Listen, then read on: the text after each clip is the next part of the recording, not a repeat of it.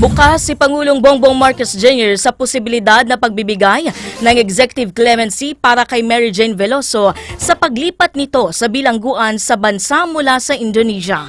Ayon sa Pangulo, pinag-aaralan na nila ito dahil unang beses pa lamang itong mangyayari. Ngunit ginagawa na nila ang mga hakbang na pwedeng gawin sa kalagayan ni Veloso.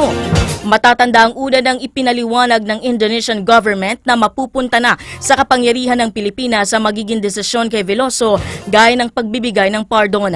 Sa ngayon, sinabi ng Pangulo na malinaw sa ngayon na ligtas na mula sa death penalty si Veloso dahil napababa na ang sentensya sa kanya sa panghabang buhay na pagkakabilanggo. Newsline, Lunes hanggang Biyernes, alas 8:30 sa Light TV Radio. Newsline.